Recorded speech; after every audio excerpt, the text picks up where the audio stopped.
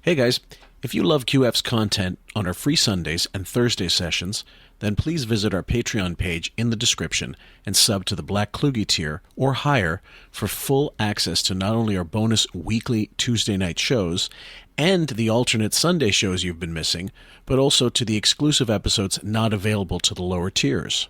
It's roughly the price of one coffee a month, and nobody at Starbucks will make you laugh like we do for that kind of scratch. In addition, when you sub to the Black Kluge tier, you'll get 2 weeks advance access to each Thursday session on Patreon before it makes it to YouTube. Do you have this person, and I hope the answer to this is yes, do you have this person in your life who you're totally unfiltered in everything you want to say about your relationship, work, whatever's going on in the world, how you really feel about it, and they are with you and they understand? Do you have that person? You don't mean a psychiatrist, you mean a friend. A friend, yeah. It's interesting. I have a friend who I've always thought was gay. He's not out of the closet. He never, has said he's gay. Well, I have a friend, a guy friend, but a gay guy, and he started doing it in his 20s. He calls it preventative, and I'm like, dude, really? But it just pointed up to me. I know a lot of friends who are looking for help with their kids, for mental health. Mental health. I had a friend who was in a wheelchair the last couple of years of his life, and I have a friend who was in the hospital. The guy came close to dying. I mean, what do you mean, don't live in fear? I'm looking to live. I don't destroy them. I had some friends. I said, would you like these books? And some of them took some of them. You know what I mean? It's like that kind of thing. There is something about mastering an instrument and getting, I feel so close to that instrument now. I'm starting to understand what it is and what it does, that you almost think of it as a friend. You see, I don't get. You see, I got to tell you something. I had a friend growing up. But see, I have a similar story, except mine doesn't end up with me jerking off with my friend. I remember my friend had an older brother, same guy who let me smell his finger for the first time, with YouPorn and Pornhub. Oh my God, I'm talking to a friend of mine who's a school teacher. One of my good friends is he lives in India, and a friend of mine says to me, one last question, that he takes nitric oxide sprays to help you. I'm going to tell you what I use. How did you find out about this product? I have a new friend who knows about curly hair. I don't confide in any friends. I wouldn't trust them. I don't know if it's a friend. I've told them some shit. That's another person you pay. Yeah, I don't have any friends I don't pay.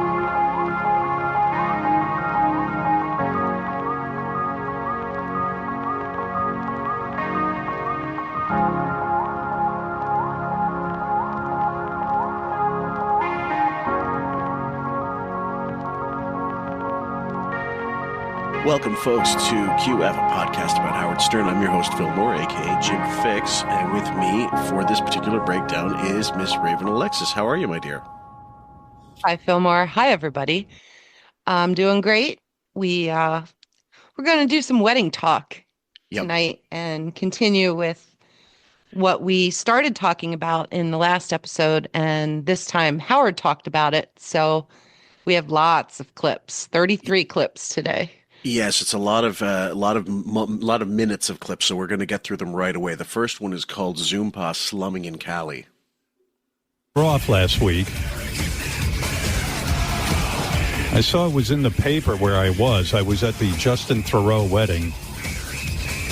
When I got the invite, my wife said to me, "Did you know I went to Justin Theroux?" I told you, didn't I?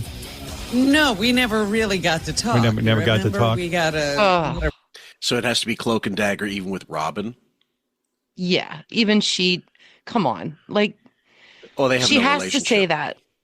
No, she has to say that because it's then it gives him an opening to tell her every little detail about. At the same time, would you risk asking her that question knowing she could say the wrong answer at any given time? Like, oh yeah, you told me about this. I kind of think she was prepped. Yeah. Don't talk about the Vogue pictures. Here's where you act stupefied when I ask you this question. Exactly. Yeah, it's in the script. She loves, they love not knowing stuff and acting like, oh, it's a big surprise. But meanwhile, we know he gets Google alerts. So it was all over his feed. And the pictures came out like Friday night or Saturday night. And so this is Monday. They were so good. I mean, the ones that were there were good, but I guarantee you, he went on Reddit. He saw the fucking picture I posted, specifically where it said, "This is why we call him Sloucho Marks," and then, and then like everybody was jumping on that like jackals on a corpse, and it really does look as bad as we say. It looks worse than what we say. We're giving it too much credit, in my opinion. But you guys can find it for yourselves on our Facebook page, but also on Reddit. It's there if you look. Hello, goodbye. No, sorry, go ahead. He's looking older than his real age. Yeah. That's how bad it is. Besides the slouch, the face sagging, the hair that's so out of place on him, and the scowls that he gives, wearing even with the sunglasses. It's just, he's got old man written all over him, and I swear he must stink to high heavens. You think he's got like Depends smell on him, that kind of shit, piss? I think he's got drippage, like rotting teeth underneath those horrible veneers or caps or whatever he's got going on in there. Unwashed. But I think he just has poor hygiene in general. Yes. Oh yeah. Well, I mean, probably, his breath is probably awful because he's still, those caps and those awful chiclet teeth, and needing toothpicks all the time and leaving stuff in. Probably doesn't brush his teeth, for that matter, because so you need someone else to do it for him, and he's a brushing tutor. But the other thing is, I noticed you said about his age. It's true, but also what's more pronounced now is the age gap between him and Beth. Like that, they like, even though they're 19 years, it looks like there's 40 years between them. Well, she's been doing all kinds of pullbacks or fillers. And so she looks good for 52. Mm-hmm. I'm not going to say she looks bad. It's just, she doesn't look like she used to. No. All right. It's like Nikki Glazer. If you do the before and after, they're two totally different people. Oh, yeah. So with all that money, I don't blame people for getting what they call a glow up and getting all the work done that they do. But don't deny it. At least Nikki Glazer owns it. Yeah. Beth is like, oh, I'm thinking about Botox. No, bitch. You've been doing Botox for decades, and we know it. Yeah. Okay, so stop lying to us. And we know you've had tons of fake boobs and fake teeth. And fuck yeah. Just stop. And eye lifts or whatever it is. Like, 'cause she used to look Chinese like JD. Oh, yes. Yeah. She used to look She had a couple looks. She had many looks now. That's the odd thing. You should not. She's not doing the Jamie Lee Curtis school of aging. That's for certain. At any rate, well, we'll keep going, guys. There's loads to go through. Yeah. Well, I was going out to California to see my daughter, who just had my third grandchild, and that was great. That was a great trip. I had a good time last week, Yeah, it was great. I was hanging with my 4-year-old granddaughter, and, it's kind of fun to hang with her in her house as opposed to my house. How does she greet you now? I was wondering about that because Zoompa. No, I know that, but she used to be a little bit afraid of you guys because she didn't see you all that much. No, she loves me. She has fallen under my spell. Yeah, she was hugging me, and she was hugging me so hard. She said she didn't want me to leave California. Oh. This is the funny part. He went years without admitting he had become a grandfather. That's the funny part. He went 2 years, yeah. Literally years, yeah. And then now he's all embracing it. And what it is I'm certain it's just, this is more supply for him. If he's loved by these grandkids, whatever, he'll do whatever he can until they're old enough to realize, oh, this is an asshole. There's no way that kid's not scared of this ghoul hobbling, shuffling in with the dark sunglasses, the hair all in black. He looks like the ghost of Christmas past with all the chains. She's probably lucky if she's 2 feet tall and he's like 7 feet. So come on. Yeah. He's a monster. Well, it's unnatural looking even for an older person. Like that, the hair, the sunglasses, those awful chiclets, the slouch, and that boot, and just being a curmudgeonly old asshole. Now, maybe he's better with the kids. I imagine, in order to get some narcissistic supply, he might change how he is around them, but it's never going to be that deep and for that long, that's for sure, because he can't maintain it. It's too much work. No, and we just found out today that Beth didn't go to California.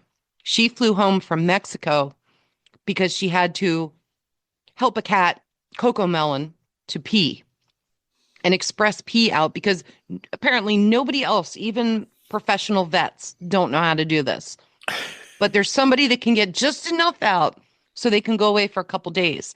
Well, what did you do when you went to Italy for a week or 10 days? What exactly was going on then? Like, because she was still doing the pee thing then, but now all of a sudden she had to hurry back from Mexico and couldn't go to California because of the cat. Oh no, you know very well she was avoiding the kids. She's not welcome. I think she can feel that as well. And maybe Allison was there. Who knows? Maybe. Yeah. And if that was the case, he's not going to mention it. Thank God. Although I'd love an Allison interview one of these days by somebody, not even us. If she just got interviewed by about that whole thing, God, that would be phenomenal. I could spend hours on it. Yeah, but I don't think we'll ever get that. Probably not. Aww. Yeah. That's so sweet. It broke my heart. I got to admit, I had a good cry over that. It was tough. I mean, she's so sweet. And then I have a new granddaughter who's now 2 months old. So, you know, so I'm flooded with a lot of emotional stuff. You know, like I lay in bed and I go, what do you do? Do you go in? Do you hold the baby? What do you do? Well, you know, when the baby's that young, ever since COVID now, everyone's nervous that someone has a cold or this or that. I felt fine. I was going to hold the baby, but I said to my daughter, I'll hold the baby, but I'll wear a mask because I don't want to be responsible for the baby getting sick. Even though I felt fine. So, you know, you didn't want to hold her. No, and you were just around over 100 people at a wedding. And you didn't need a mask there. No, he didn't. But suddenly you're going to put one on around a grandbaby. Okay. Yeah. Got it. No, didn't want to hold the kid, not comfortable with kids. And be honest, I'm not surprised. He had nothing to do with his own children. What is he going to know how to do with a fucking newborn? Now, mind you, I used to be the same with very, very newborn kids, like 2 months. When my nieces and nephews were born, I was a little, at first, with my first one, I was a little reticent because I know you really got to hold them like they're clay or something, you know, but then you realize it doesn't take much at all. You're not going to drop them. That's fine. Just hold the head. All they do is eat and sleep and poop. Yeah. So there's really nothing to worry about. You just sit down, put them in your arms, and hopefully they're sleeping. That's it. It's the easiest thing to do. Oh, yeah. Easier than a toddler. Oh, yeah. Easier than him. So I did. Of course, I held my new granddaughter, but I wore a mask. She's infectious diseases. So next one's called Family Man. It's really weird. It's such an emotional thing to be a grandparent. It's really weird because I'm used to having. It's weird because if this is the first time I read the chapter on how to emote around your grandchildren. I mean, there must be some narcissist handbook on how to act human or something out there. There must be. All these years with the psychiatrist, and it's still nothing has changed. No. He's still, he needs help acting human. Yep. Emotion. Ridiculous. Yeah, you had children. But yes. Now you have grandchildren. Yeah, well, what's different is when you have your children, sadly, you're so busy trying to make sure you can make a living, especially me, who was in radio, which is the crappiest, no fucking way you have anything to fall back on if you get fired. It's just, the radio is the worst career for any type of family man, which I was. And I constantly woke up every day saying, am I going to be able to pay for these people? Yeah. Like I'm having people, I'm collecting people. But am I going to be able to pay for them? I'm collecting people is the oddest way to refer to your family. That's exactly that's how he sees them, as like hangers on. Yes. People who are going to eat up his funds, his marbles. Right. But wasn't he making like 6 figures early in his career? We have it like as early. Yeah, he was making great money from the onset. Even his part-time pay, his $96 a week was for like 24 hours, and it was like I think it was still twice the minimum wage or whatever it was. He was actually doing quite well. And then once he got to by the time he got to WNBC and then got fired, he had them under contract for a couple years. I think 3 years left in his contract for 400 grand a year. 400 US 1984, 1985 dollars Exactly. is probably like what, 2 million today? Multiply it by 3 or 4. Yeah. And that's Yeah. where we're at. Yeah, I didn't even know if I was going to be able to support them. Well, if you're eating caviar peanut butter jelly sandwiches every morning, yeah, maybe, you might have some problems there. But dude never fucking starved a day in his life, except now when he's choosing to. Number 3, Lost Memories. They didn't show up. So they were not. Oh, they didn't? Interested. How do I not know this? I need you to tell me what happened. I remember this. So, because it was what so happened. Crazy. What you happened? had this party at your parents' house. And, Really? At my parents' house? Yeah, because you didn't have a house then. Right. Of course. I had a fucking cave. I had no money.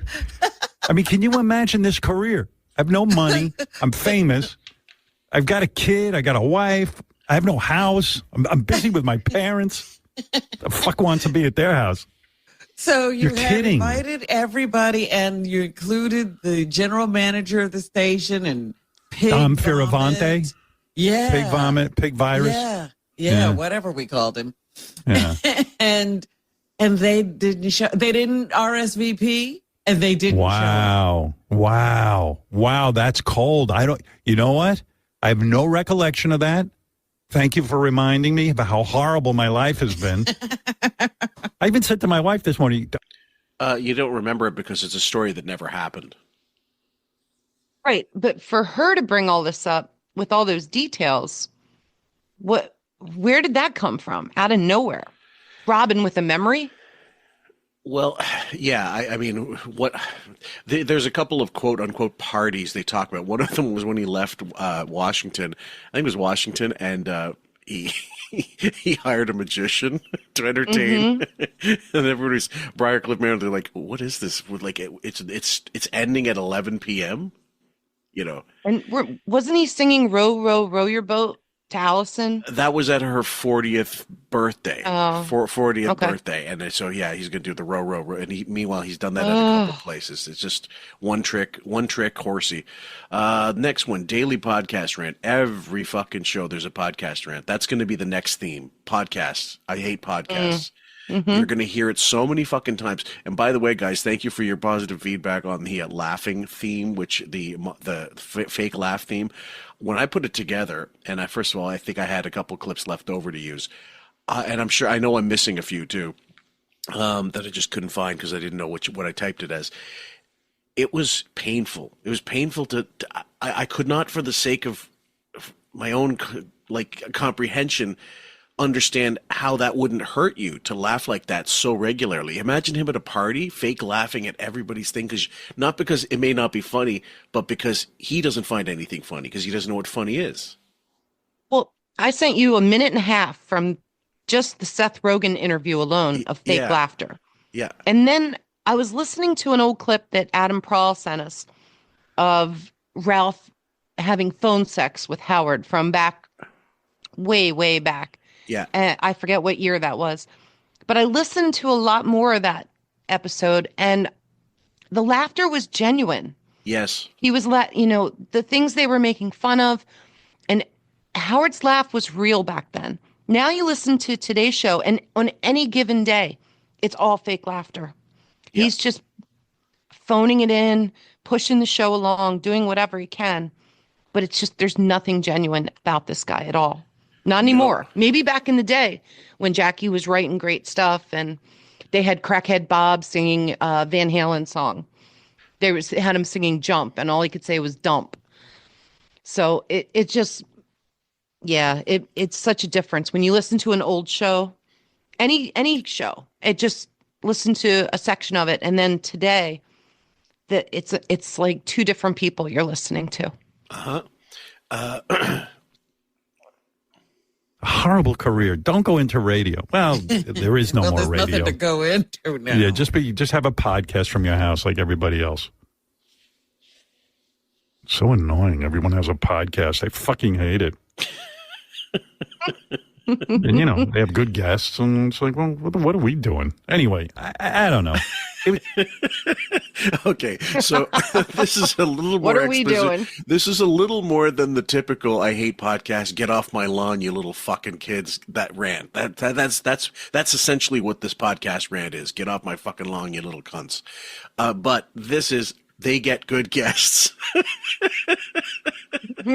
He let it slip. I couldn't believe that. Go ahead. Well, we're getting all repeat guests. Amy Schumer. Yep. Seth Rogen.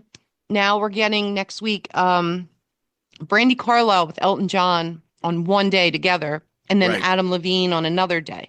Right. How many times? Like Lady Gaga was a repeat, but she had done other shows. And then who was I wrote it down. I just don't have it in front of me. Well, but he's getting leftovers from Call Her Daddy. Amy Schumer was a leftover even. Yep.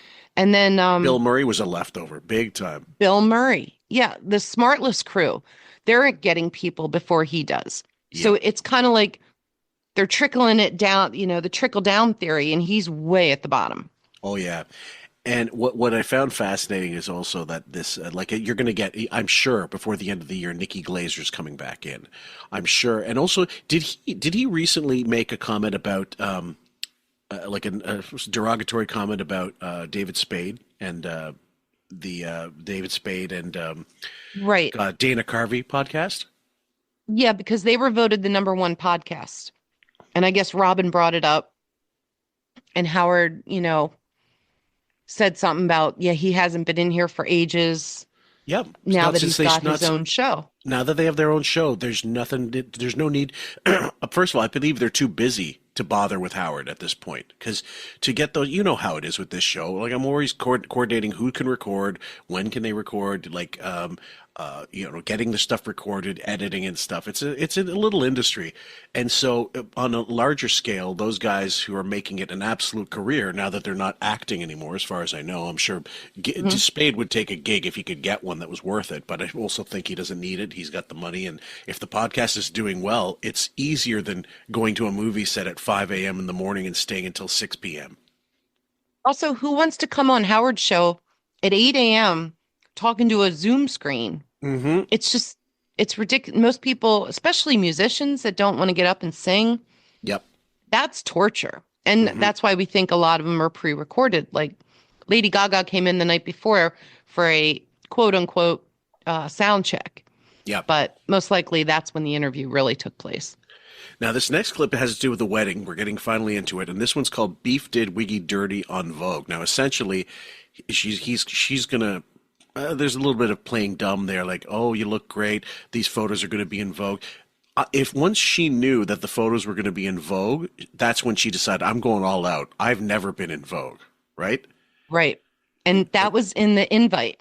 Mm-hmm. When they got the invite to the wedding, she handled it. And it said, like, if you agree to go to the wedding, basically you're agreeing to have your picture in Vogue. Yes. So there was no way she's passing up that opportunity, because we're going to get into her wanting to go to the Met Gala and how she's always dreamed of that. Oh, yeah. But that ain't happening either. So don't worry. He's not getting invited to the Sex and the City 52 movie. You know what I mean? Like, he said if they last that, you know what I mean, when they're 90. Anyway, on the way out, we went to Justin, who I've known for a long time. I went to Justin's wedding. And when we got the invite, my wife said, by the way, Vogue, I got to call my wife. I'm a little ticked off. Well, this morning, the guys, when we were having our meeting, say to me, hey, we saw you were at a wedding. And I go, well, how would you know that? And they go, well, we saw the pictures from the wedding. I go, well, where would you see those? They go, oh, they were released by Vogue. What? I go, wait a second. My wife told me. So when we got the invite, somehow she knew. I don't know. I didn't pay attention. But she said to me, Of course he didn't pay attention. Their wedding is going to be in Vogue. I go, why would it be? Why? Why would somebody do that? She goes, I don't know. I go, well. There's a lot of reasons. Number one, a lot of times the proceeds are supposed to go to charity, that kind of thing. Other times they just want their fame whores, and like if they can get their stuff in anything, certainly Vogue, they'll shop it around for money. Sometimes it's money, sometimes it's just attention whoring, and I think it's the latter in this case. I agree. It was a little bit of both. He Justin fancies himself like a fashion whore, I think. Yeah. And because he's in with who's the editor? Oh, Anna What? Wintour. Anna Wintour, right? Yeah. They're buddies. He's a Met Gala alumni, and this could subsidize the cost of having everything down there in Tulum, Mexico. Mm-hmm. And I'm sure it set them back a pretty penny, that wedding, because destination weddings anyway. But then also at this big resort, and it's on a cliffside and all that stuff, which God only knows. I wish a stray gust would have fucking carried Wiggy off the cliff. He's not getting anywhere close. Going then. I don't want to be in Vogue. I look like hell. Justin Theroux's a great looking guy, and his wife's better looking than him. I mean, she's a real beaut. I go, I don't want to be in any pictures whatsoever. My wife goes, you're not in the pictures. Like, hey, stupid, you're not in the pictures. It's for them. They're just letting you know. The bride and groom. And I saw them taking the pictures. It looked like a movie shoot. They were putting on different outfits, costume changes. Oh, yeah. And I'm laughing. Look at that for Vogue. What do you know? Well, little did I know, my wife is wrong. The guys go, we saw your picture. I said, let me see that picture. Holy shit. I look hideous. Did they make you sign a release? No. I'm suing Vogue. I'm suing everyone. Liar. Yeah, the laugh indicates a lie. He's not suing Vogue. And there's nothing you could sue them for anyway. You agreed to be in this thing. There's absolutely nothing, they'll say, look, it's in the wedding invite. Yeah, this is all bullshit. Yeah. It's just ridiculous, him passing this story off the way he found out. I don't buy it. So the next one is called Red Dress Check. I was in a good mood today until I talked to my guys. They break the you news. didn't see the picture until today? Let me tell my wife. Let's get her down here. Okay. I saw. Was she wearing a red dress? Yeah. You want to know something? Gorgeous, yeah. Yeah. Oh, she looks great. She's happy. I saw the picture. And by the way, no one told me. And then there's a caption under it. It's 6 p.m. past Howard's bedtime. Oh. Like I'm an old fucker, which I am, but I don't want that in the... And why do they have to point it out? I looked at the picture. I go, is that from Fangora magazine? They go, no, I go, well. It's Fangoria, not Fangora. I didn't even catch that. Good one. I only know of it as a name. I've never read one. We're talking ancient, like, comic history. Anyway. It belongs in Fangora. It looked like Nosferatu. Nosferatu, yes. Not Nesferatu. That's two fuck-ups in one. Which, by the way, I've been trying to watch that movie. It's kind of a bummer. It's not a good movie. No, I turned. That's too close to home. Go ahead. Just pointing out, they both agreed on the red dress, which Beef is going to deny in a future clip here. I'll give her credit for this one because I will say that there are certain colors that are when they're sort of between pink and fuchsia when they appear on film, like video for certain. They do appear redder than they are in real life. So, but it's still you shouldn't be wearing that color at a wedding. Even if it was fuchsia or hot pink. Yeah. You're still showing up the bride. You don't take any attention away from the bride. You wear a muted color, a pastel, something green. Even black. Yeah, black is fine, but not this bright color. Not white and not red. Have your bolt nipples sticking out. Come on, fuck. Those things really did look like they were strapped on, like they were, like I said before, lug nuts in the you see on a semi, like an 18-wheeler that hold the hubcap in. Those things. Number 7. So there's the one. It's Beef and Her Many Lies. That's clip number 7. Is that better? Yeah. Okay. I feel you deceive me. Oh, come on. You know what I'm talking about? No, I don't know what you're talking about. So I'm sitting here in my meeting this morning, and the guys say to me, hey, we saw you were at Justin Theroux's wedding.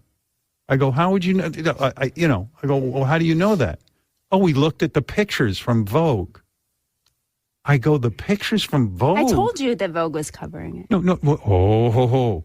You told me I wouldn't be in any pictures. You told me that it's for Justin and his bride to be in the pictures. I'm not in charge of you told posting me that. Vogue's pictures. I didn't want to be in any pictures. I don't know why. What I did you wrong. You told me that you somehow found out. They're probably going to release a picture, and I would assume that I was fine the bride and groom and blah. And did you see the picture of me? No.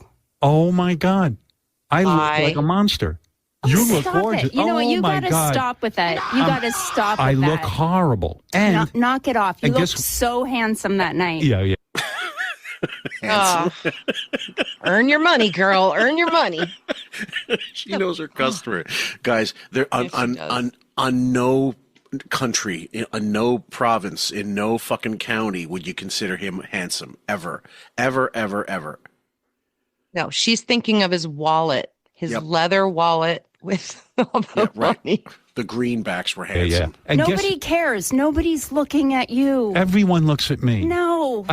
But that's the other truth. No one really cares. Like there's a select bunch of us that were on the Reddit thing and doing podcasts about him. Yes, obviously, if this is something we can see, we'll search for it. But the average person is looking at that, going, okay, this really is one of those. Can you tell which one is not like the others? Sesame Street. But otherwise, no one cares. It's true. Right. Anybody who sees that, besides us, besides the people who love to troll him, is just going to go, oh, another Hollywood beard. Right. And oh, look, he's 80. He's still alive. Right. It's bring a goblin to work day. So looking at that beautiful bride and that beautiful groom. I'm a huge star. Knock it off. Nobody cares about you at that wedding. Do you know what the caption says under it? Vogue put a nice caption underneath. You know what it says? What? Uh-oh, it's 6:00. Howard's bedtime. You're not on my, so why are you not? That's brilliant. Whoever wrote that. I'm the old fart at the wedding. Well, you know what? There were a lot older dudes there. You were there till 11 p.m., Vogue. Yeah. Fuck you, Vogue. Star fucking. There's a couple of, first of all, I was amazed she said it and she let it slip. No one cares about you at the wedding. No one cared about you at the wedding. That's the truth. That's the truth. Second of all, the bedtime thing, I have a feeling Justin captioned that one. Oh, I think so. He knows Howard so well. Yes. It's the fact that he would leave his house at all. Yep. Okay. And we failed to mention this last time we discussed the wedding, that he didn't go to Ronnie's destination wedding out in Vegas. Which Ronnie, which is in who country, he knew for it's a destination, but is it really? I mean, for Howard, not really. Oh, Vegas for Howard is a destination for sure. Oh, what I'm saying is, like in terms of the expense, like to fly to Vegas versus flying to Mexico, a lot cheaper, a lot easier, a lot more negotiable. But it is a destination wedding. But is it as hard to do as going to Mexico? No, it's far easier. Well, the flight is farther, so the jet is going to cost more. Beef still needs a couple $1,000s for her get-ups. Yeah. And that's what they really are, is get-ups. Yeah.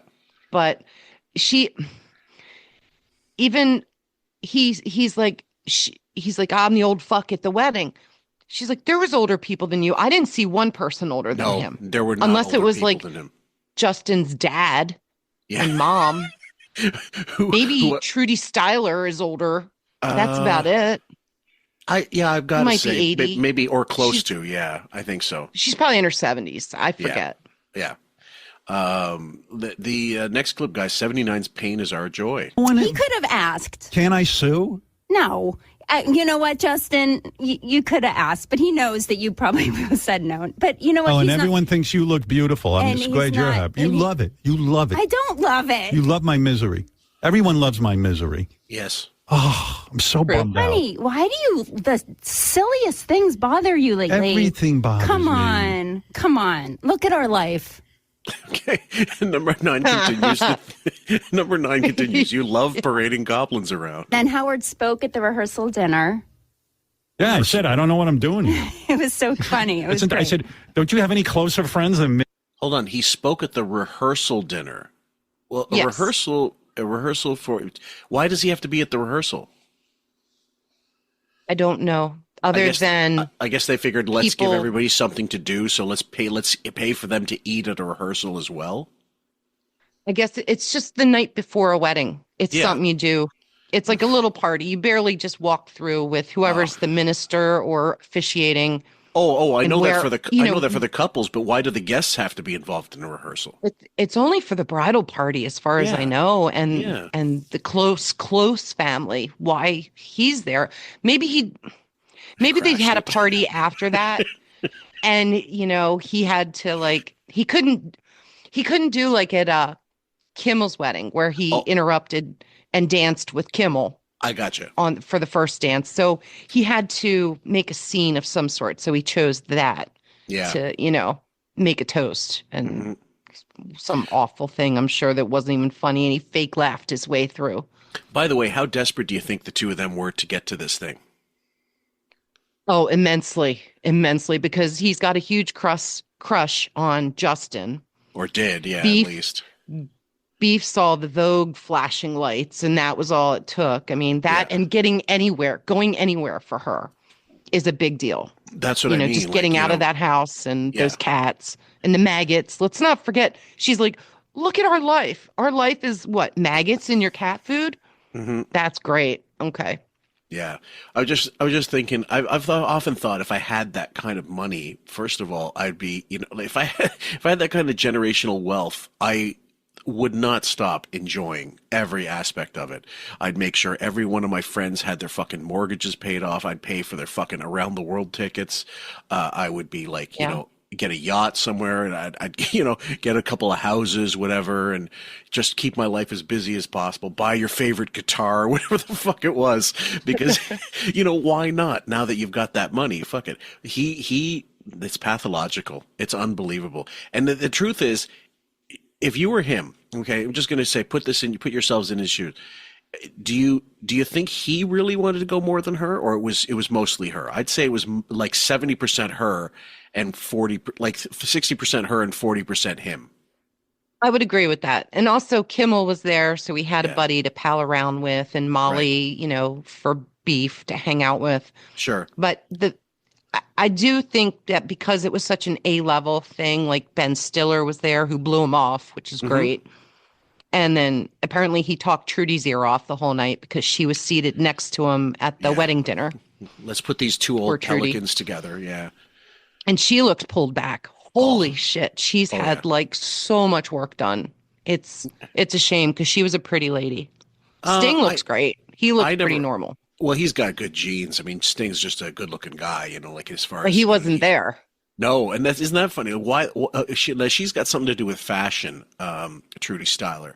But why wouldn't he go unless he's touring or something? I guess I think he is touring. I looked it up, and he's got tour dates still around the world, nonstop for the next year. Excuse. I'm sorry.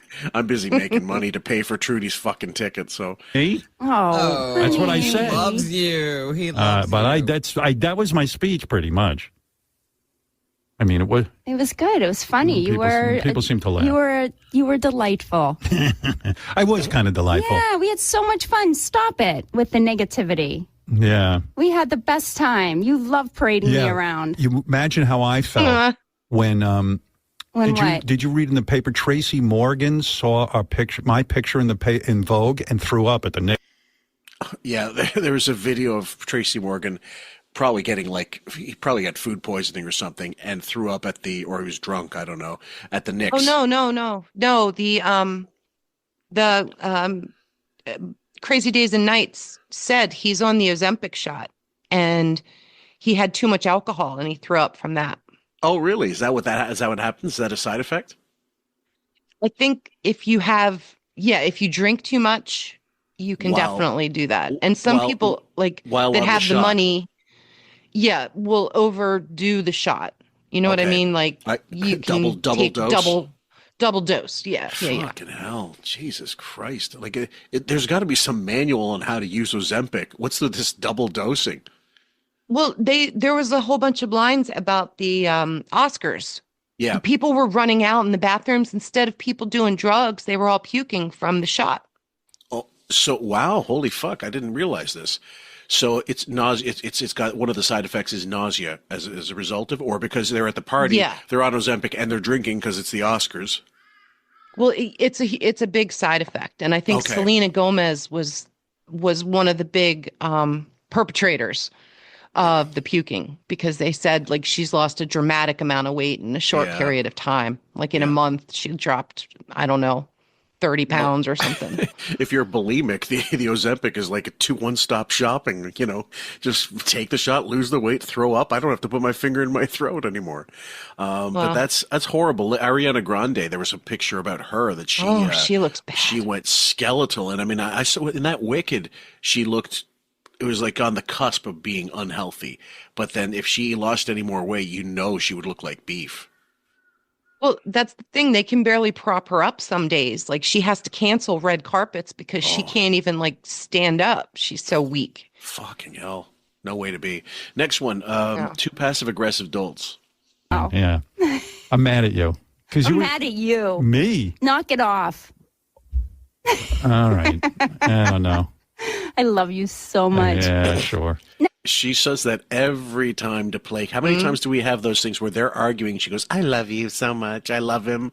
All this thing. It's supposed to, and it's trying to placate King Baby. And by the way, guys, I know a lot of people didn't care about maybe comment on the Jerry Lewis episode, which I covered with Wayne, but the second part's coming out soon.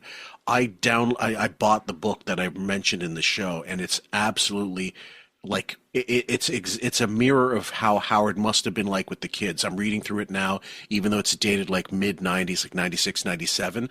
And the treatment of the children was like abominable. Like he would use them. Jerry Lewis would use his kids for TV ops, photo ops and stuff, but he would not help them in the business. He would not he would it was a mixed signals. Like you're useful to me to put on this show, or if I need a photo op, but I'm not going to help you get ahead, and I'm discouraging you getting any more popular than me. It sounds like the Joan Crawford, Mommy Dearest kind of attitude. Like she would inspect the children and then find reasons to bitch at them. Like, well, tell me what you did with your day. Yep. And then, pick it apart. And if you didn't do anything, you're in trouble. But if you did something, you're still in trouble. There's like no winning. No. And wasn't he a raging alcoholic, Jerry? No, not an alcoholic, but he was addicted to back pain, like pain pills later on. Oh, I knew it was something. Yeah, and then he was just a tyrant. He was so emotionally stunted and such a child that and guys, I encourage you to tune into part 2 certainly, because you're not going to expect where we take it, because even we didn't expect where we were going with it. We thought it was a simple he's an asshole, he left his kid, an illegitimate kid. No, it's stranger than that. It's weird. Great. Well, Wiggy, it sounds just like Wiggy. Yeah. Totally.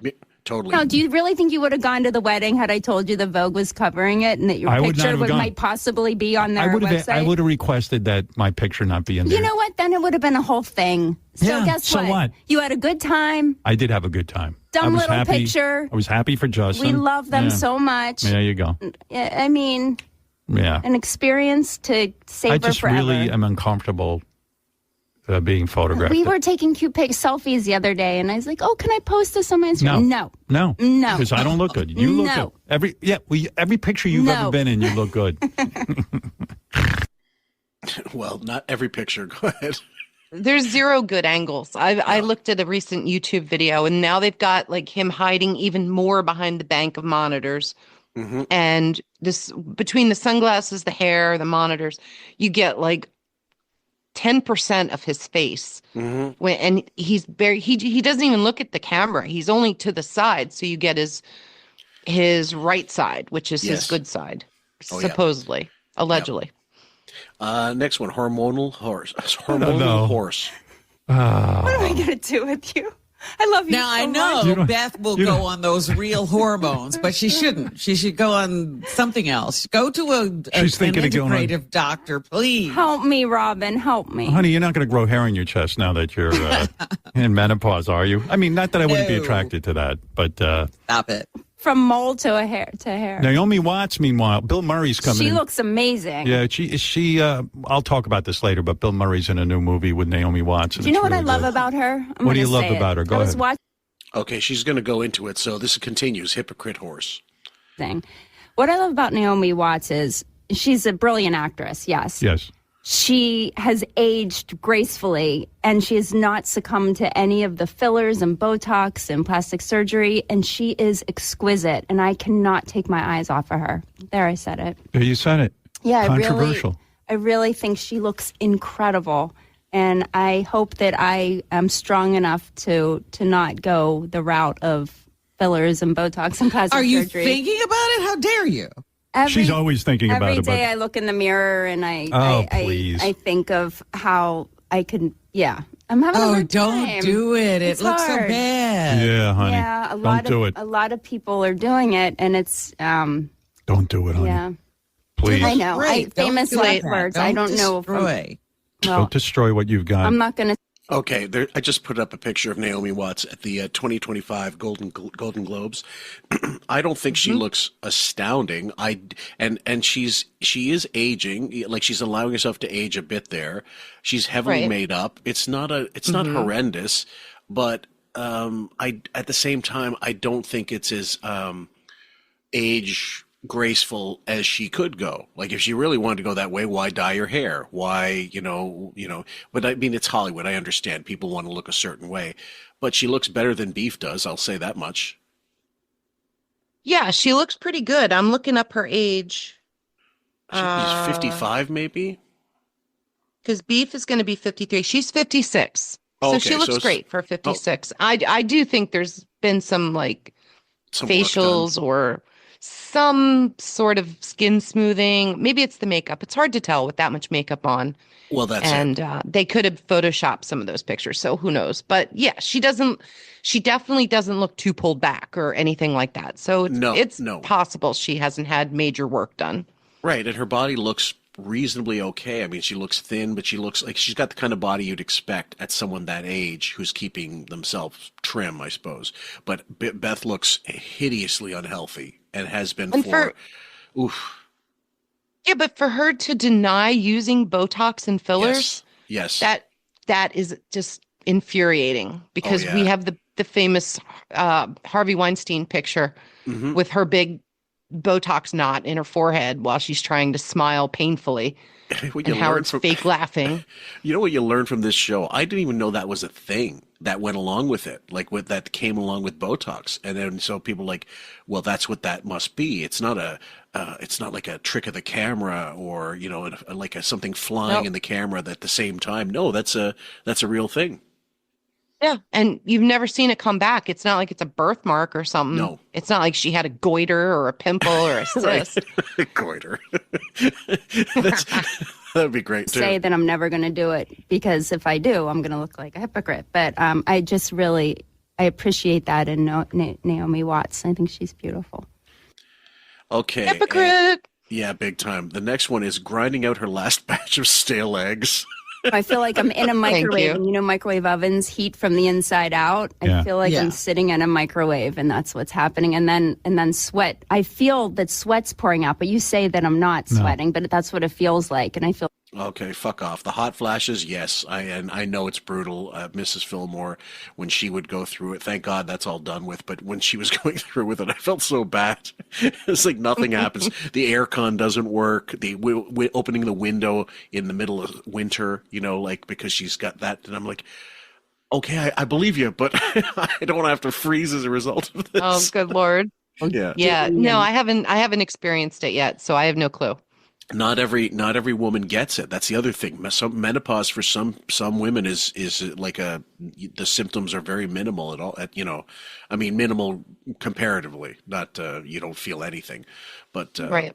If you're lucky, you never have to deal with any of that shit. Wet afterwards. Yeah, it's a drag.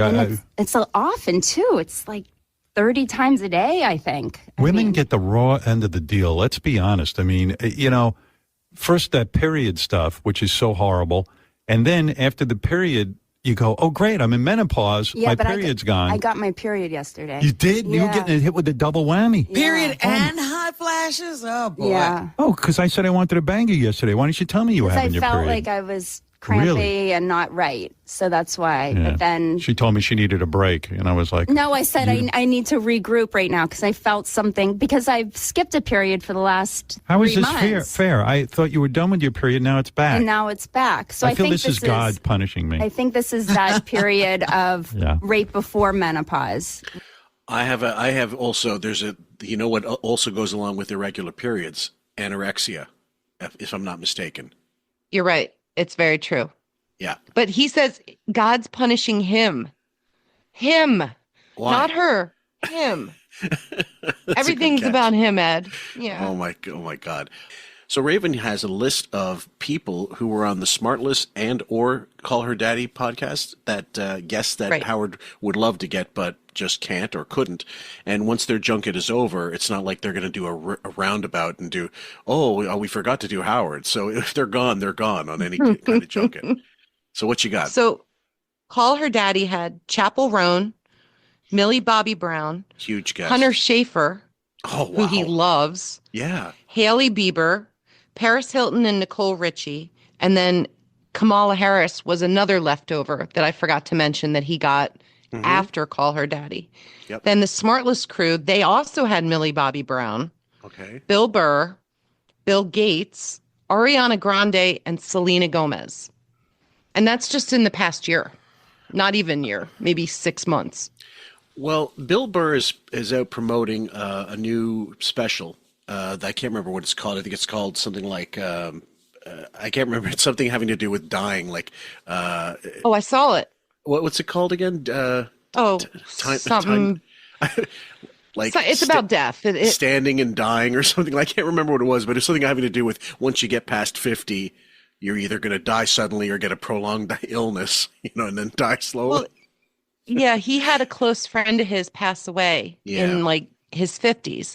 Yeah. So it made him realize what a miserable bastard he was. Yeah. And so most of the act is him talking about how he treats his wife different and like he just agrees to do stuff with her and how happy it's made them.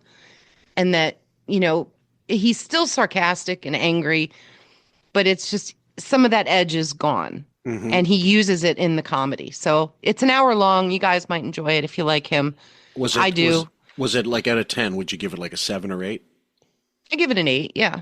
Yeah. But like I said, I'm a huge Bill Burr fan. So I look at a lot of clips of him and I love when he's like telling off reporters on a red carpet to go fuck themselves and that they get everything wrong and they're pussies. And I just think he's, he says, I don't watch the news, but you guys don't help and you're awful and you can't make up your minds.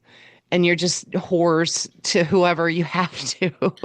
Well, he just yesterday when I was walking, I was listening to his interview on the Conan Needs a Friend podcast, and it was great. Like he was really good, and it was sometimes those interviews don't go well. He was on the Breakfast Club, and it was a horrible interview. It was really just really pointless, which is unfortunate because I like that crew. I like the way they usually throw the ball around. With Conan, it was great, even though some of the laughs there seemed a little forced and fake. That's not Conan's fault necessarily. It's the people he's got sitting with him. But he was funny. He was on point, and I think that's a comfort level. He has a comfort level with Conan because they have shared background, and that's easier for him to get to. Well, I have that on my watch list, but the latest story, which I found really interesting, I'm sorry to sidetrack us on this, but him and Billy Corgan might have the same father. Yes, and Howie Mandel. Oh God, had Bill Burr and Billy Corgan on his podcast because apparently Billy Corgan and Howie Mandel work out of the same building to record. Right. But the thing was, Billy Corgan was fine with it, and his mother told him that Bill Burr might be your half brother. Right. And Bill Burr wants no parts of this, and so. Howie's trying to get him to do, or Joe Rogan's trying to get the Bill and Billy to do a DNA test. But I think Bill Burr is just like holding his ground and not interested. And Billy Corgan could care less. He thinks it's funny. Well, he kind of believes it. I saw only a few weeks ago, I guess I saw the thing on Howie's show, and Howie at one point I think he said, "Am I the asshole here?" Like whatever. Like, yeah, you are. And his daughter Jackie said, "Yeah, you're being an asshole," and I don't know what the fuck he was thinking, because it's not. And Bill Burr, you could tell it wasn't a work. Like, that Dana White thing might have been like a pre-planned thing when he walked out. I don't think this was a work at all. I think Bill was really upset about it, and he's still talking about it. It's not something that he would want a part of being a circus to make it, like, for what? There's no benefit to him to plaster this story around. What, for press? He already gets enough press being Bill Burr. He doesn't need this. And Billy Corgan, it's nothing to do with Billy Corgan. And people go, well, you look there's a similarity there. Well, yeah, they're both kind of tall, balding, like they have the same kind of facial structure. It's an easy, like you could be forgiven for thinking they're half brothers. Billy says that Bill Burr looks just like his dad.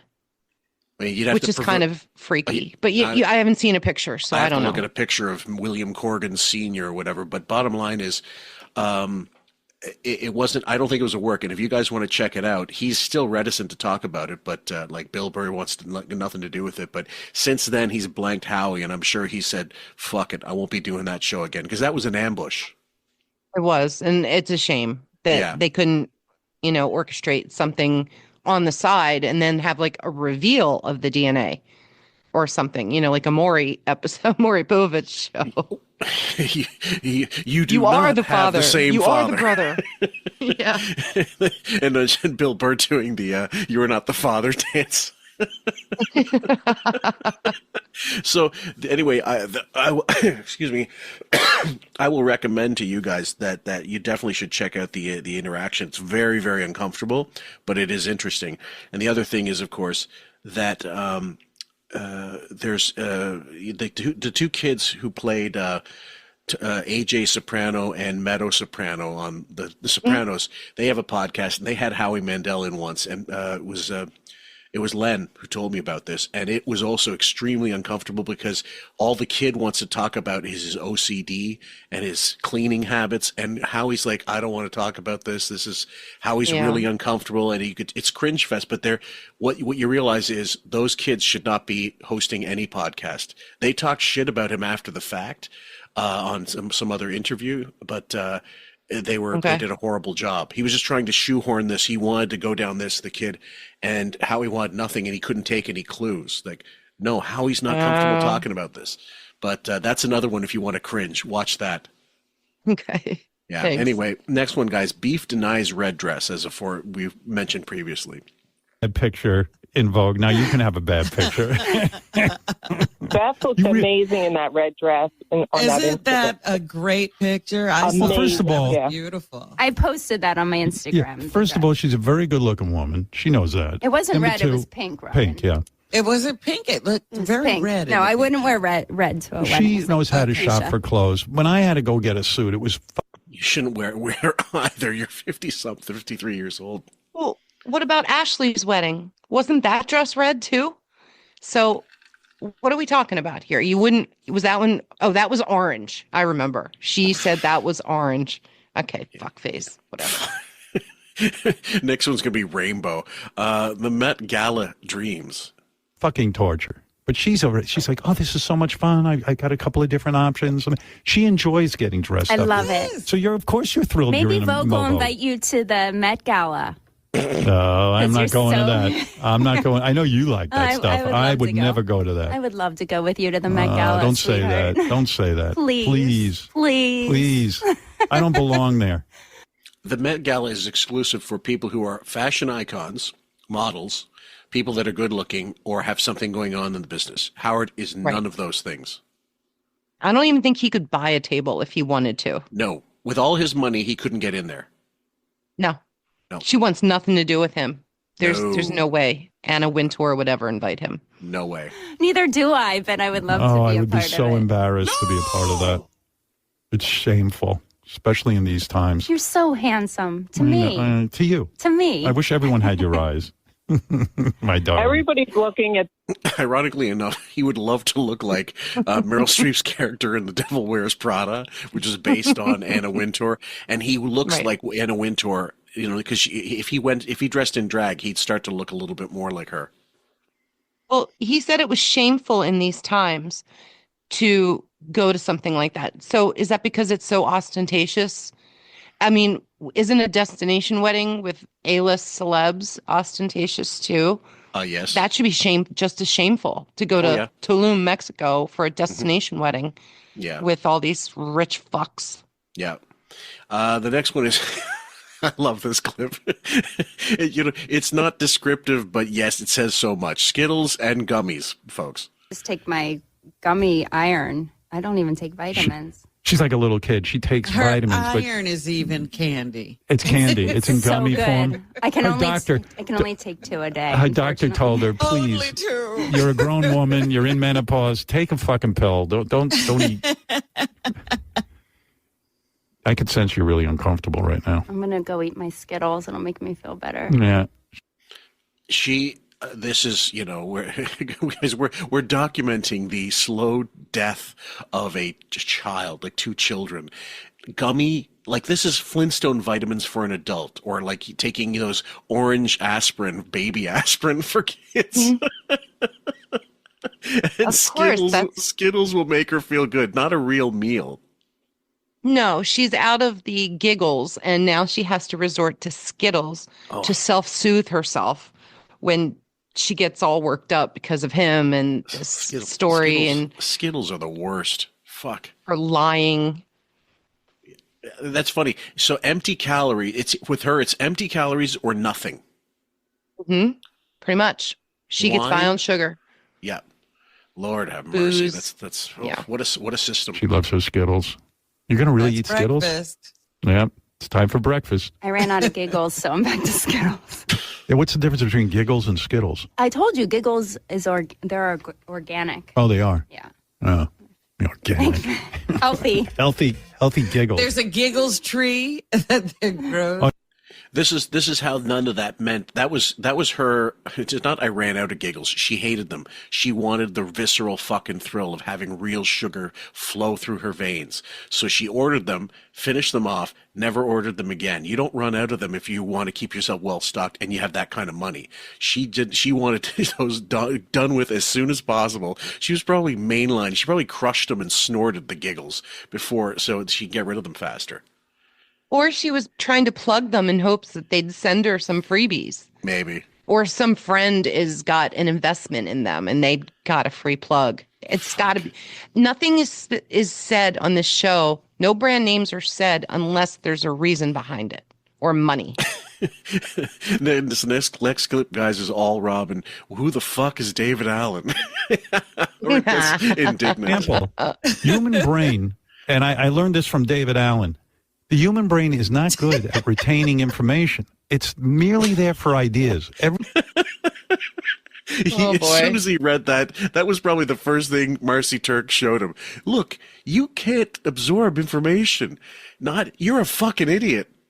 Mm-hmm. Which is really the truth. Again, if he's some remedial asshole who can't, every fucking teacher he had must have said, just go. Here's a D. Get the fuck out of my class.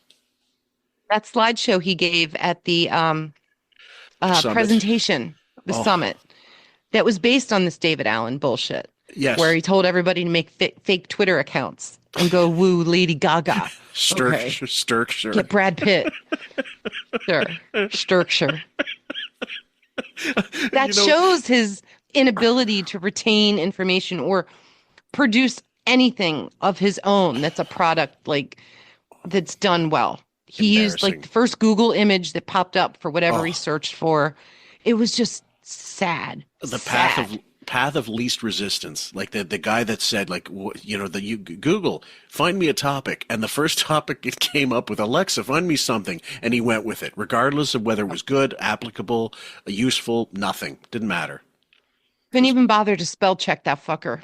No. Terrible. Fuck no. Everything you want to remember, you write down. So it's not that you have a bad memory. It's you got 20,000 other things going on. What are you going to do? Walk around all day and memorize the names of these movies? No fucking way. Who is David Allen? Who is David Allen? David Allen wrote a book called Getting Things Done. He's a genius. The guy's a genius. Oh, so since he knows how to put a grifter. Him and Sarno, they're two geniuses. Mm-hmm. No, because he knows how to write things down. To you. He knows how to write things down. And let me say something to my staff. Write things down. Like and L. Ron Hubbard. He's the other geniuses. Fuck. Next one, guys. Beef plus Molly Mock Sloucho picks. Yeah, absolutely. Should have warned me about the Vogue stuff. You know what? Move on. You know I'm right. Move on. Apologize. No. Please say I'm sorry. It would be meaningful. Molly and I have been texting about that for the last few days. Oh, you have? You two are such dirty cheaters. What are you doing? I'm not telling them. Yeah, you never said anything. Why did they do that to me? Why would I tell you? Thanks to your... Yeah, but you should have told me. The guys told me it was embarrassing. I threw a tantrum. I was like, what? What do you mean my picture's in fucking Vogue? I'm not... I'm sure they couldn't wait to tell him, look, dude, you're in Vogue. They were laughing about it for days. Absolutely, yeah, fuck. You know, like Mehmet trolls, he goes on Twitter, Reddit, and he gets all the stuff. I know that when I posted that thing I did, Mehmet was probably laughing his fucking ass off saying, yes, we got to drag this up. And that was definitely going in their thing. I guarantee Beef and Molly were refreshing the Vogue page until those pictures came through. Oh, 100%. Checking on it constantly. Oh, yeah. In Vogue? Why should I upset you this weekend? Yeah, maybe you're right. I had a good weekend. You got it out of your system. You're fine. Yeah. Molly and I were right in not telling What you. did Molly say? She was FYI. Yeah. There's some pictures from the wedding. Yeah. And I said, uh-oh. Uh-oh is right. And then I said, I'm not telling him. Molly did nothing wrong except inform me, but she did not inform you. Oh, Molly did something wrong. She did Anyone involved in that is Molly wrong. Never does anything wrong. Yeah, she's perfect. She's great. We love her. We had a good time. Picture Gate. We'll find out exactly who knew. Okay. The next one is Robin has a vet. Oh, yes. Oh, he had an old Corvette. Yeah, it was yours. Yeah, he bought mine. Or did I give it to you? No, I bought it. No. Bought it? Yeah. Yeah. And then I had a new one. In 2000, I had a new one, brand new. And then I got the pace car. And then I'm looking at the new ones because they're so cool looking. You know, they are cool looking. I saw they're very cool looking. Weekend. You still have yours, or you got rid of it, Robin? I have mine. Wow. But I was looking at one of the new ones, and I was like, the new ones are awesome they look looking. Space age. They're amazing. That was Ronnie, in case you guys didn't know. Go ahead. Can you imagine Robin wedging herself into a vet? Seriously, like that low to the ground? No way. This is a woman who has trouble walking. And going up inclines. Yeah. She can't, being on the beach. She is another one that has to shuffle around. Well, there were different eras where she could have possibly fit into one, but I also think it's so good. Like, why would someone with real money own a Corvette? I mean, the old 70s, the ones from the 70s, I love. I love that the Boogie Nights Corvette that gets crashed. Yes, I love that. I mean, the 10 coats. Hold on, let me see if I can. Let me get that one bit of audio from Todd Parker. Hold on. Let's see. Guys, I memorized this ages ago just for a friend that he and I love Boogie Nights, just as Raven does. And we can quote it like verbatim, but this one bit here. Sved's out on the driveway. Dirk. So jealous. Wow, that shit's jamming, man. Start down low with 350Q, 3 1/4 horsepower, 4-speed, 410 gears, 10 coats of competition orange, hand rubbed lacquer with a blue plain manifold. Full fucking race case. I just love that. Todd Parker. Todd Parker. Don't dance on Sunday, man. So, she had one ages ago, and if you recall, in the Rolling Stone article, Howard showed up to meet the interviewer. I can't remember who it was. Maybe it was Rob Sheffield. I don't know. I can't remember. But he showed up in a vet because he said he wanted to look cool to the interviewer. Yeah. And a Corvette is really like a muscle. It was a muscle car. It was a muscle car for muscle heads back in the day, and a really stylish thing. You expect it It's a brag. For Ronnie, it's perfect. He's an all-American type guy. But for somebody like Robin, who's got serious money, you're getting a Beamer, you're getting a fucking Audi or something, a little more high-end. Lexus. Yeah, right. totally. Something German. So next one is fans want to ride with Hop Along Howie. I had a Corvette, like I went out and got a new one, and it lasted I think I had it for a month. And then my friend bought it. You got rid of it because the guy jumped in, remember? Yeah. Yeah, I mean, first of all, it was ridiculous. I was obviously going through a midlife thing. The car is way too small for me. My knees were up by my chin. My fucking head.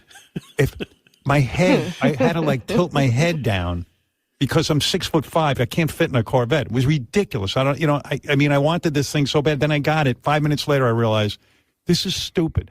So then I said, well, let me put down the top. Let me experience that. I put down the top, stop at a stop sign. One of our fans jumps in the car, literally just jumped right over the door and came into the seat. And I go, dude, what are you doing? He goes, hey, man, I'm a big fan. I go, yeah, but get out of my fucking car, dude. That's funny. Also, there's something that's great. We passed in the last clip, Ronnie paid him. Yeah. What he paid for his vet. That's the next clip. Oh, okay. I forgot I clipped that too. I'll wait that out. Howard's like, didn't I give that to you? No. Okay, sorry, buddy. 5, 4, 3, 2, 1. Next clip, guys. Wig is bullshit. He tries to make it like he gave Ronnie some massive discount on selling off his car to Ronnie buying it, and Ronnie busts him immediately in the context here. Hold on. Deal on it because it was brand new. Yeah. Yeah, I just wanted it out. Even the one I got from you, even the older one, that thing was awesome. It was mint. And, I just had to get rid of it. Ronnie was smart. He picked that up for a song. Yeah, well, I bought it for what you paid for it. Right. That was fair. Was that a song? Which is really kind of retarded. Why would you, Ronnie, why would you pay whatever Howard paid, unless Howard got it for nothing? I'd say Howard got it for a massive deal from somewhere, and Ronnie knew he was getting it cheaper than if he'd bought it brand new. Yeah, because Wayne Siegel had the car dealership, so he got him all his cars for a decent price. But this was the second time Howard was like, "Didn't I give that to you? Right. Or you got it for a song?" No, fucker. He paid exactly what you paid for it, so that it was like your big mistake was just wiped away, erased, fixed. Just like Ben and Ray fixed everything for you. Ronnie fixed your Corvette for you. The other thing I don't understand, first, I love that story about his Jeep back in the day. He didn't want to get rid of his Jeep because he thought it was cool. Yeah.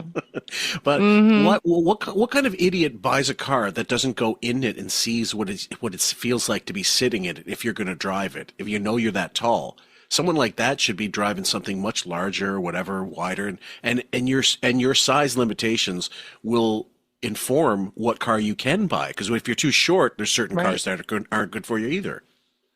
Well, that's just it. Nobody says no to him. Yeah. Nobody tells him their real opinion.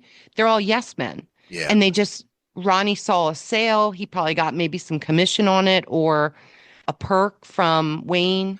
But nobody was like, hey, you're going to look like fucking Big Bird in a little big wheel. Yep. Don't do this. You can get other sports cars you'd look better in. Nobody had the balls to tell him the real truth. Yeah, when I was a kid, one of my big I wanted to get it on the used market because they stopped making it in '88 was the Pontiac Fiero, which was such a piece of shit. Those 2-doors and those 2-seaters, but they were made of fiberglass and they were just awful, like really shitty. That's what the sports car you get when you can't afford a sports car. Okay. And but for Howard, this whole look thing and how to get them, that's just retarded. But the next one, guys, is really important because. And Al W, you mentioned this on our chat, the chat room thing on Facebook, about the YouTube comments and how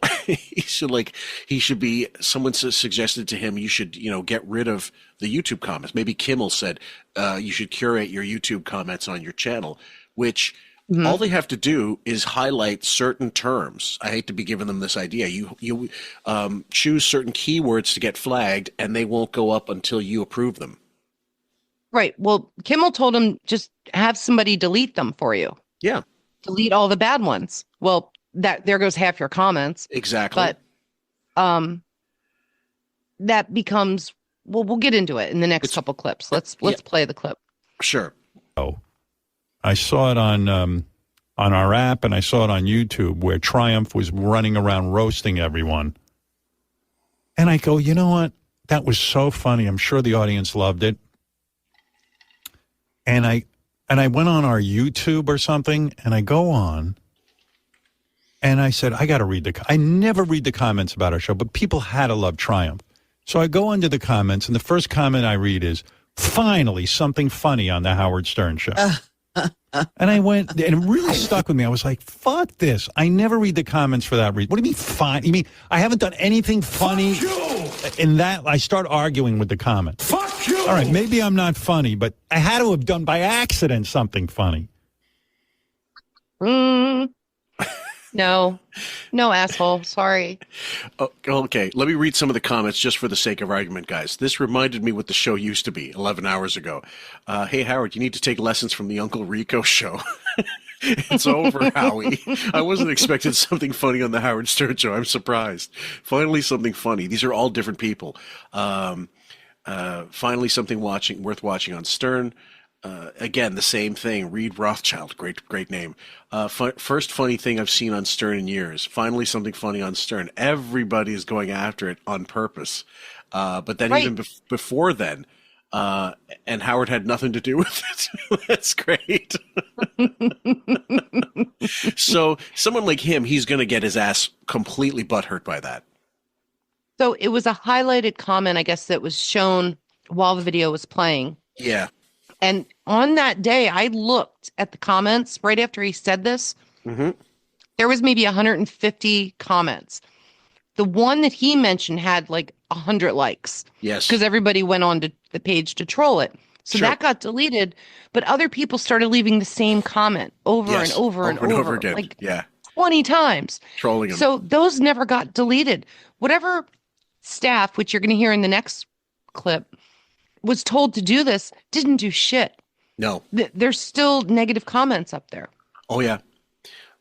So more work for the lazy staff, and that's exactly what this would be. It would be a second job to take care of this. To me, you could leave the comments on, but you can also delete the assholes. You can block them.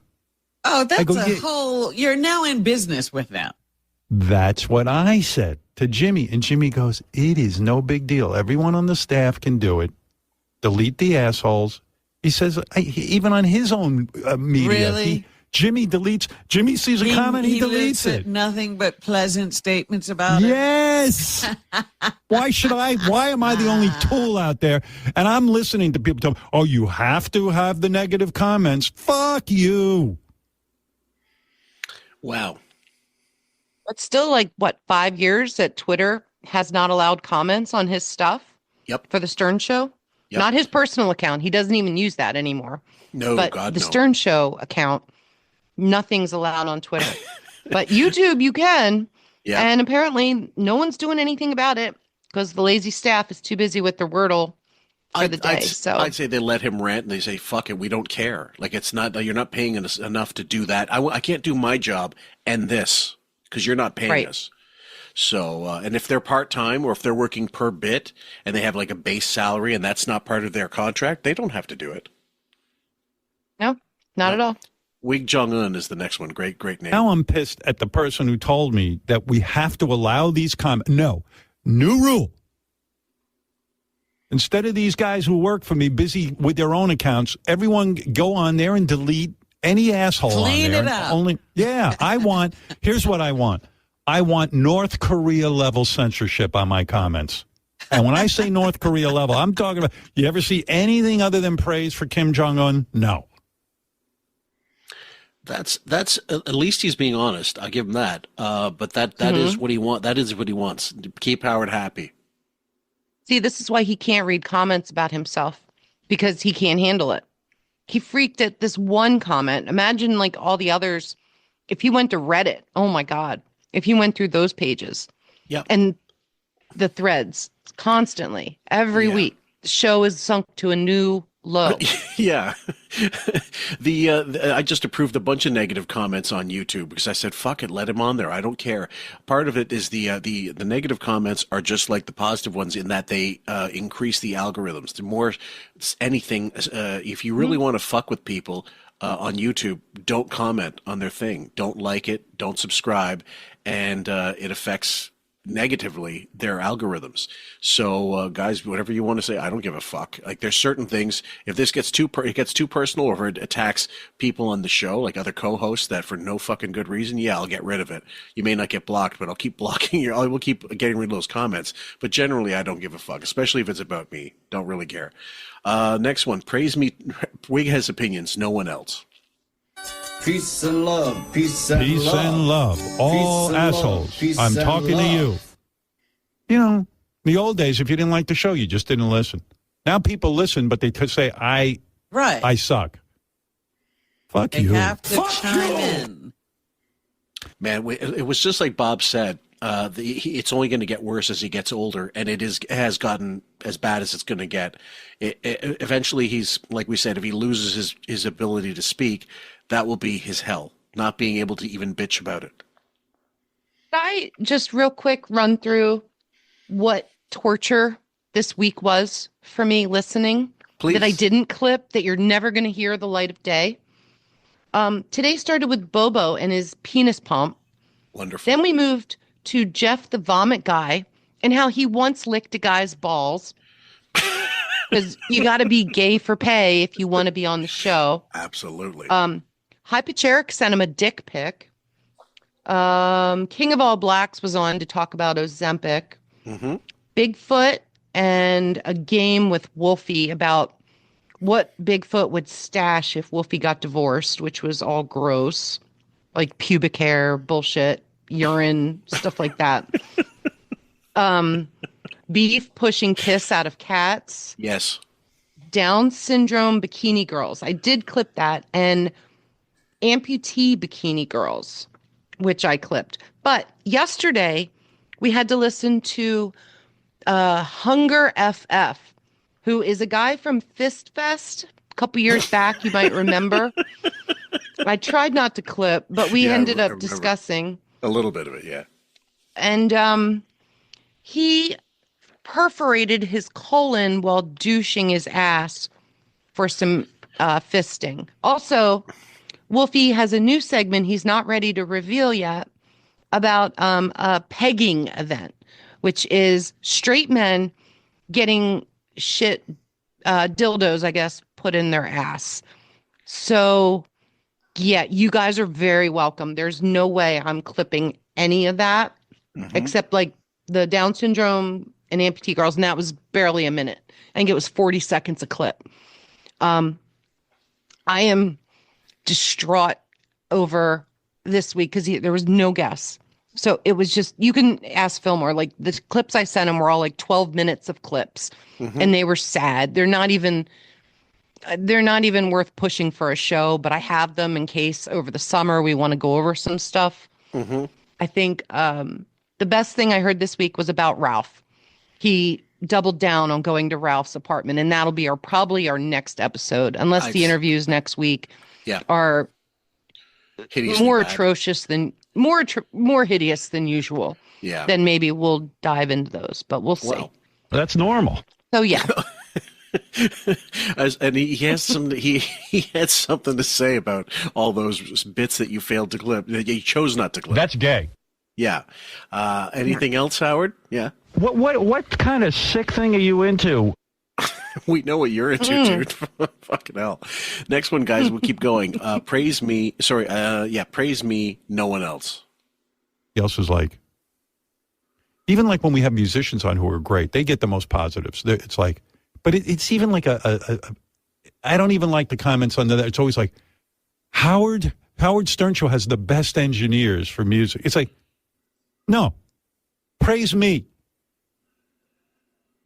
And Wow, that's definitely going to be a clip for a future theme because that's amazing. I'm glad he said that because that's truthful. You know, you cannot reserve praise.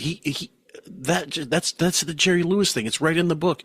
He wanted so much attention all the time. Like, imagine this as a 5-year-old, as a 20-year-old, as a 30-year-old with a child, as a 40-year-old with now 2 children, 3 children, and all those kids needing to furnish him with this kind of appreciation that he's just not going to get. He's a bottomless fucking pit of need. He's Mr. Jelly Beaner, but my God, like, you know, you should be proud. You're hiring people. They make the show sound good. You should be taking that praise as praise because it's your show. He's not thinking of it as his show. He's thinking of it as extensions of him. That's it. Exactly. And clearly he didn't get enough praise at the wedding because he's hungering for praise from YouTube, from any comments, anybody. Just his wife isn't doing it. You know, he's not getting the attention that he needs. The one thing it's not in this, but it's in a previous day, I believe, as far as I know, that Ben Stiller kind of blanked him at the wedding. Mm-hmm. Yeah. Right. Didn't that picture, even though it's just a snapshot, it's literally a fragment of time, a very small slice of time. Didn't it look in that picture, the aforementioned goblin walking around next to the crushed green velvet shoe dude, that he was looking around for, let's see who I can get attention from? Right. They were scoping out the place. Yeah. Trying to see like who their next target was going to be. Right. Because they probably just spent 10, 20 minutes with the Kimmels. Yep. And you got to move on. You can't just hog somebody for the whole night, which apparently is like his go-to move. Oh, yeah. Is to corner somebody, sit Remember down Bon with them. Jovi, that one time recently? We were clipping it. Yeah. It was like, I spent an hour. No, John Mellencamp. That's who it was. Okay. He's done it with Barbara Streisand. Yes. He talked about meeting her at a party, and they talked for like over an hour. Yes. I mean, I think she sequestered him at that she one. Did. She did. Yeah. Yeah. Well, I mean, the party etiquette, they were looking around for who else do we know here? And it is awkward. If you go to a wedding and you're not familiar with most of the people there, yeah, you're better off just not making it an early night or something like that, I got an obligation and not really mingling or learning how to mingle, but he can't do that. He just can't. No. And like Ben Stiller has, him and his wife, Christine Taylor, were there, and they can move around and talk to people like, sure, no problem. But he's like, Ben Stiller's short, he's like 5'7" or whatever. So he blends in, no problem. But when you have Howard and Beef standing there like 6 foot and 6'8", hulking around, right? It's just, her and like what looks like her grandfather Goblin. Right. You know those freakishly large stuffed animals, stuffed teddy bears that you could they're jokes almost. They could fill up the entire back seat of your car. That's what Howard looks like at these things. These, you stick them somewhere and just leave it there. Maybe people pose with it. That's about it. And so, yeah, I imagine it's incredibly, and for the Ben Stiller thing, I can't wait till we'll play that clip because I have a lot to say about that. But we'll continue. Gary's got time for 75 pickleball games a day and traveling to God knows what concert. No more pickleball. Start deleting comments. I want sunshine and positivity, fuckers. It's off to a good start. On my website or whatever I'm on. I'm on something. I'm on YouTube. I'm reading. Finally something. Yeah, I'm like, wow. You know what? I'm going to go on there and read the positive comments about Triumph the Insult Dog. Finally something funny on how. And what an insult.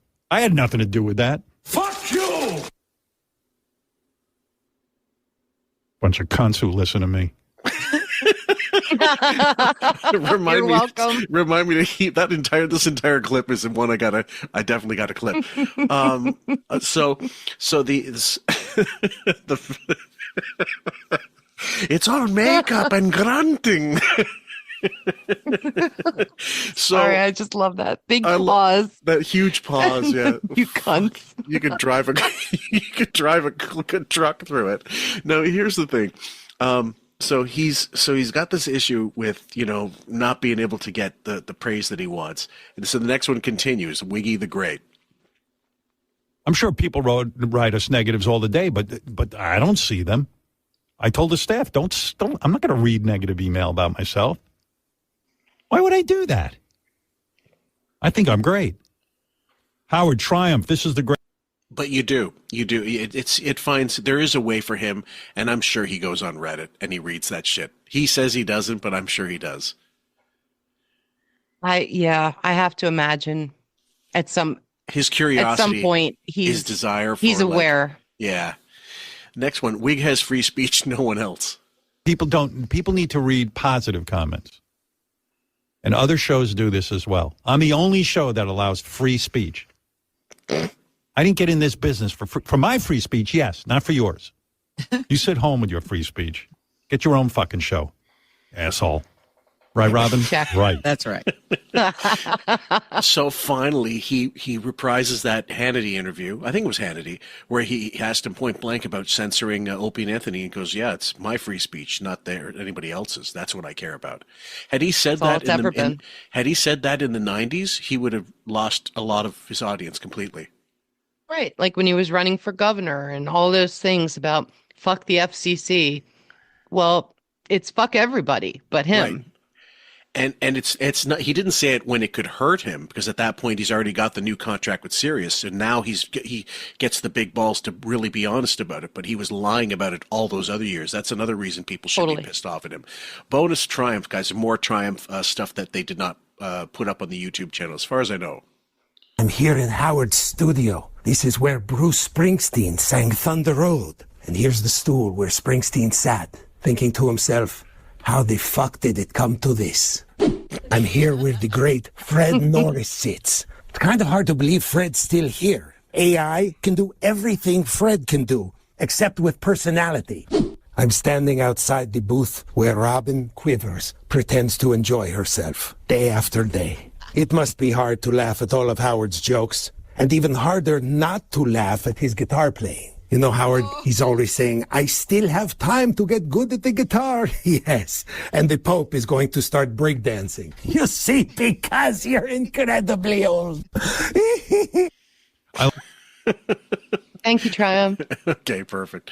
The next one, fake caller tickles 79's ours. And then I'll get to Tam Mom.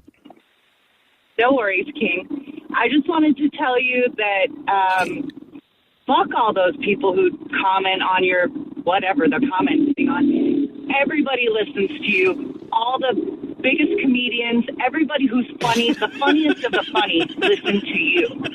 No, they don't. That's the funny part.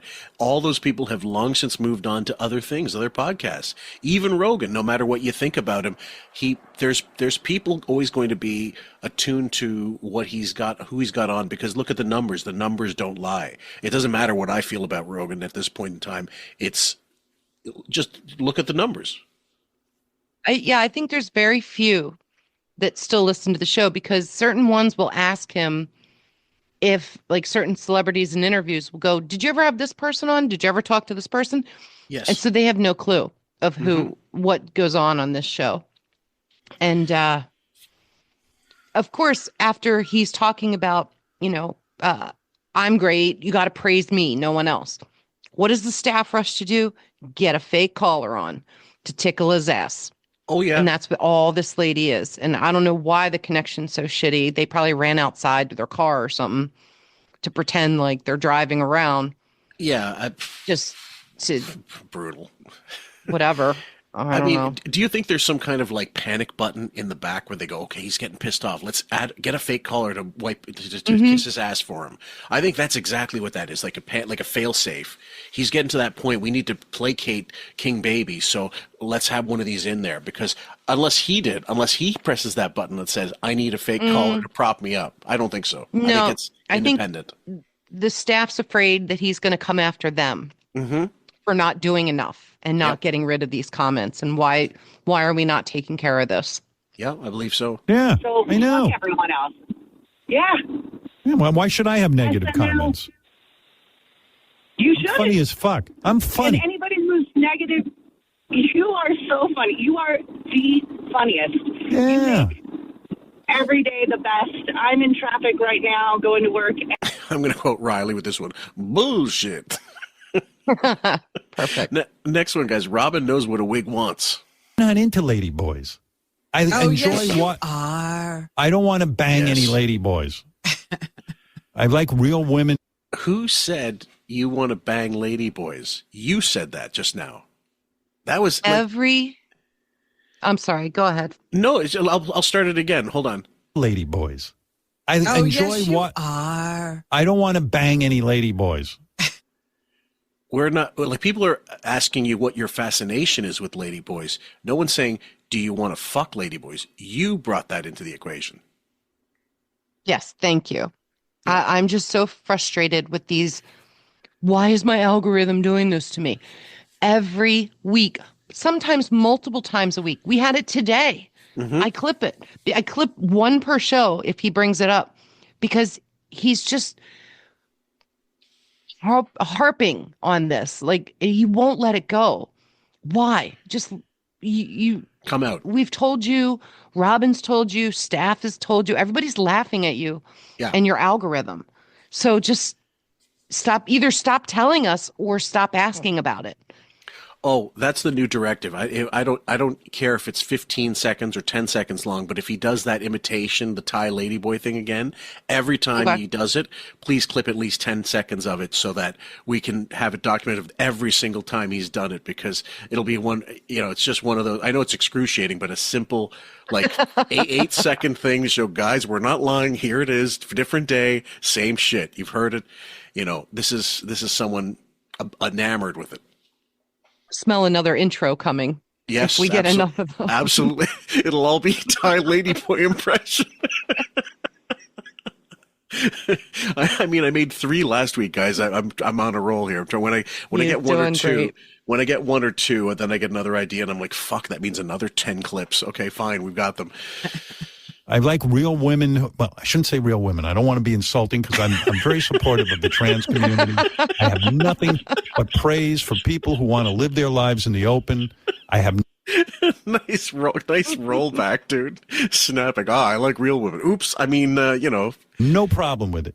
But as a man, I do like women born with vaginas, natural vagina. So far, you've only been with. This is all you can say. And yes, I find Chinny very attractive, the ladyboy from Thailand, but I don't think I could actually, I don't know. You know what? I don't know. I'm very confused. Yes, you are. You don't think you could what? Finish the sentence. I want to know. You don't think you could what to Chinny? Oh, yeah. But I had a thought today. This goes back to Jazz. Yes. We started talking about Jazz years ago. Jazz Jennings. Her, she gained weight, she lost weight, like she's been through all this. But he started watching the whole trans thing years ago, and then the Hunter Schafer thing. Euphoria. He fell into that. Now it's escalated because those weren't enough for him. Yep. Like just regular old American trans men/women weren't enough. Then he had to take it to the trans in Thailand. Right. Which is like the ultimate, like the peak, because I guess they have the best surgeons or the prettiest trans over there. I'm not clear on why that's top tier, but that's where he's gone with it. Well, there's be like burlesque shows, I guess. There would be it's not, how do I say it? It's not, I wouldn't say it's accepted, but it's not frowned upon. Does that make any sense? They're sort of they're sort of ladyboy neutral over there. Like, if that's the way you want to live your life, go ahead. Let's not act like it's very normal, but like it's not commonplace, but it exists in whatever corner it exists in, and live and let live, that kind of thing. Right. They're sequestered basically in their own area. Right. And they have a whole thriving business around it. Right. And there's a clientele we're not going to tamper. There's a clientele that seeks this out, like there would be with anything. Like if you wanted a maid outfit with someone, or if you wanted to, like, cosplaying is a fetish, and like it or not, ladyboys is a fetish for people. Same as anal is a fetish, or fucking blumpkins are a fetish. I don't know, whatever it is. And so, yeah. Americans can go over there and be anonymous and not get caught. Yes. So it's this whole like build up fantasy thing. Like Howard's got fantasies. That's all he talks about is I have this fantasy of blah, blah, blah. Yeah. And it's just that. That's all. Yep. But I do know one thing. You don't have to, like, as soon as somebody mentions Ladyboy somewhere, people get all excited. Like, I'm Ladyboy Central. I don't know how this all got on my algorithm. Okay, yeah, but we do. Next one, Grandpa grooves with Robin. This is a callback to when he said, I don't need a script. Let's just groove. What was that phrase he used? Like, sometimes he doesn't want to guest some days. I just want to groove. I just want to groove. Yeah, this is a skipped groove on a fucking LP with a shitty needle, guys. Yeah, see if you could be in the band. You right here, right now? Well, what do you need? What do you need? Rehearsal? Hey, these headphones are pulling out of my ear. Oh God, no spontaneity here. Hold on. Oh shit, I lost my headphones. Oh no, I love this. Yeah, well, fumbling old Mr. Magoo. Yeah. Hold on. Okay. The headphones are so heavy they pull out of my ear if I move. So they pull out the wig. Do you flip up the arms of that chair? Oh, can I do that? It doesn't. It's not one of those chairs. Oh, gee. He doesn't even know. You know the song? You gonna pass the audition or what? Take it on the run. No. Hold on. Right You gotta. Let me walk you through it because I don't want you to fuck up the. Oh, you gonna ruin REO Speedwagon for me, dude? Fucker. The audition. Yep. Heard it from a friend who. Heard it from a friend who. He fucked it up inside of 2 lines. Yeah, I love these. Oh God! And I you know what, guys? I already had a fucking Photoshop lined up, and I might have to change it and do an REO Speedwagon tribute for him. Oh right. Lord! Heard it from another. You've been messing around.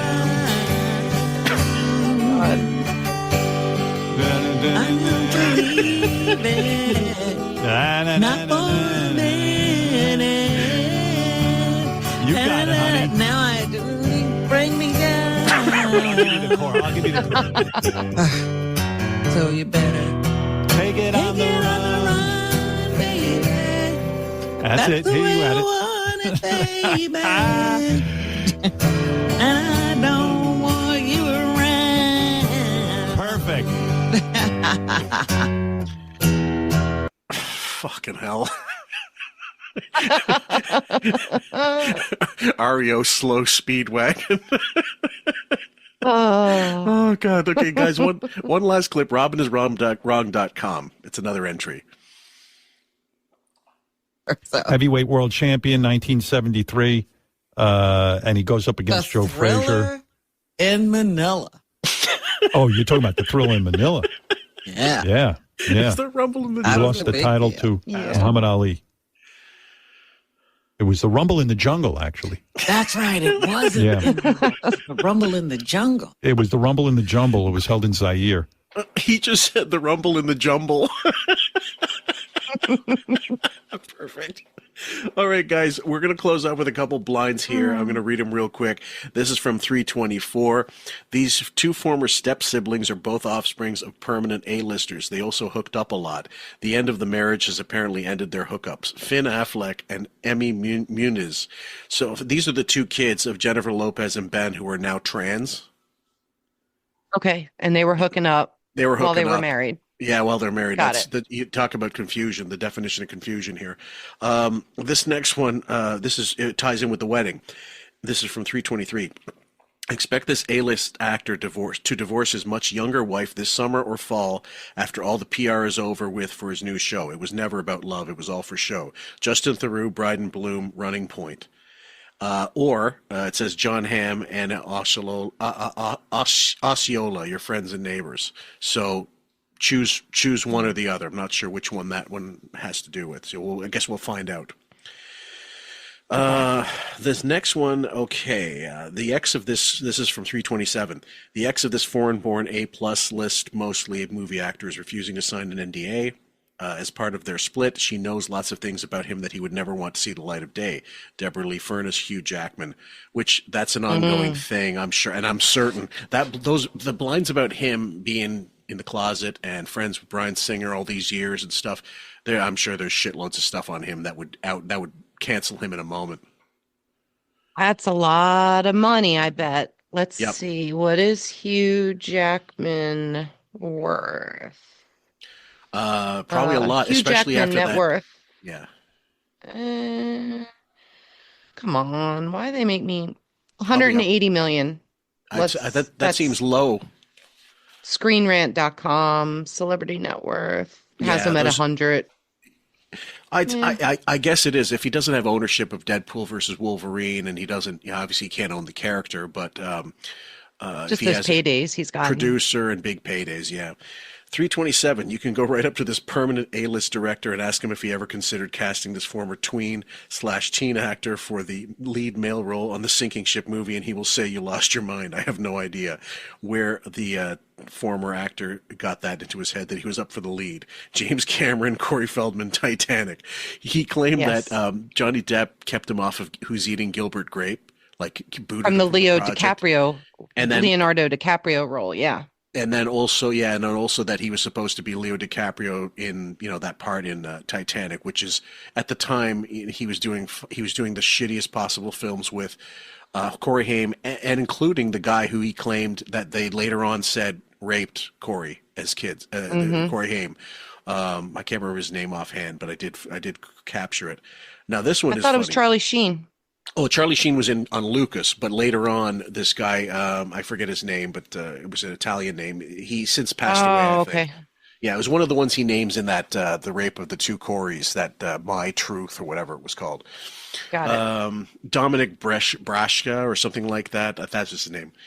This was at the same time as Titanic. It was like direct to video. It was 326, The Breakup. It was a huge romance and played out on the covers of tabloids everywhere. You had an A-plus movie actor, A-plus list movie actor, and an A-minus list movie actress. It was all for show, but the actress was loving the attention and publicity and wining and dining, and worldwide travel. It was something she hadn't really experienced prior to this adventure. Our actor had to go overseas to promote his latest movie, and they flew to Europe together on a private jet and checked into one of the most expensive hotels in London in the most expensive suite. He showed her off for the cameras at a premiere and made a big fuss about being spotted at dinner by the paps. Then they went to this very expensive hotel to the very expensive suite, and she went to sleep alone because our actor was sharing a different suite with his boyfriend. Right after that, she had enough and walked out of his life. Leo DiCaprio, Blake Lively, Khan. I mean, think about it. That guy has for years, that whole Pussy Posse story that was press released with him. I'm sure it was press released. Him and Tobey Maguire, and I can't remember who the other one was. I can't either, but I know Toby is probably his boyfriend. Yeah, maybe. Who knows? I mean, these guys, and I mean, it makes perfect sense.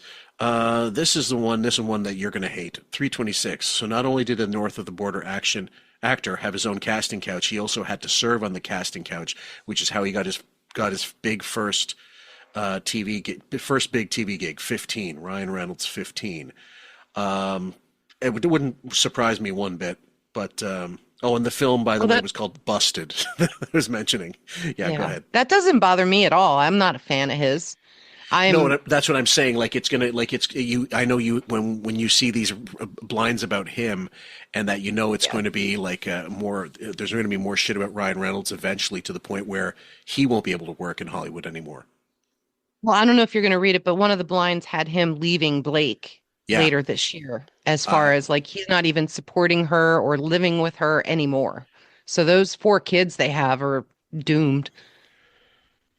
Yes, and he's got plenty of money, so I'm sure it doesn't bother him one way or the other. But still, 321. I forgot to read this one. Acting offers suddenly dried up, which is why this A-list actress is suddenly all giddy about her Mouse House movie, Rachel Zegler's Snow White. I haven't seen it personally, but I heard that it's not as bad as they say. But her press before has kind of scuttled the film, and she's one of the most unlikable people on camera that I've ever seen in my life, based on the clips that are shown. She's really, really social, like a virtue signaling, and really SJW, and it just, instead of just doing the junkets the way you normally would, someone on the Facebook page said that Disney used to have the actors under contract to not open their mouths essentially beforehand. I don't know why they didn't put it in her contract, but I guess they're just new execs too stupid to realize this is what happens. Yeah, I don't know, but I think her and Gal Gadot, who's also in the Snow White movie, do not get along. She said some horrible things about Gal and her country, Israel. So they, that and the personality differences. I'd say so. Yeah. She just couldn't get far enough away. They were like on different continents promoting the movie. Yes. Because they couldn't stand to be around each other. I would say it's that, and also I think Gal doesn't want to have anything to do with the stank. Like, if you're associated with this person who's so negative and getting such bad publicity, you want to get the farthest part away from her. So the only time I could see this almost as bad was Brie Larson and the whole Marvel thing, because she was such a bitch in these fucking promo pieces, and it looked like everybody hated her. Everybody she was on the camera with, it was amazing. You should check out Brie Larson, Marvel promos and stuff, and she's just unlikable. But this takes the cake, this Rachel Zegler. So, yeah. Have you seen it, by the way? Have you gone to? No, I haven't been to a movie in a while. Yeah. I can't even remember the last time I was, what one it was. Might have been, what was it? Was it Wonka with Timothy Chalamet? Yeah. You got it right. Can't remember. First time. Yeah. I know I was making fun of Howard. No, Marianne from Brooklyn. Did she say that? She's in a movie with Timothy, and she kept calling him Chalamet. You're kidding. Instead of Chalamet, over and over and over. And of course, they didn't tell her she was wrong, and so she said it like 8 times. But I clipped it. It's somewhere. It's just on one of those unmemorable days that really didn't have any spark to it. Wonderful. It's her and Chalamet and Abelo can get together and have a Mally Fredo. You got Karen on you. My autocorrect is so fucked up because of this show. I can't even tell you from sending you clips. Because the titles, I don't care. Yeah, in order to, I don't care. I've got mine switched off for that very purpose, so it takes things longer, but at least I don't get W, like instead of W, like so I don't have Wiggy come up all the time, and I want to spell something white or something, it's not a problem. But the minute I put W and I had autocomplete, it spelled Wiggy every fucking time, and I had to stop. Of course, mine too. Yeah. Anyway, guys, and I have no real shout outs except love all of you guys, and I'll be doing a comments reading mailbag thing soon as a bonus, but that's not really a big thing. I know you guys can read them yourself for nothing, but just to keep you company on your ride to the grocery store, whatever the fuck it is. We love you. Any shout outs, my dear? Just thanks everybody for supporting us all the time, and glad you're enjoying stuff. Hope you enjoy this one, and love you. Take care, guys. We'll see you on the next one. How you doing, man? I'm doing fine. I'm doing great. If you weren't a boxer, what would you be doing? To lie to somebody. Do you think there should be random drug testing for athletes? Yeah, but most athletes are more clean anyway. They just go through a head thing. I mean, they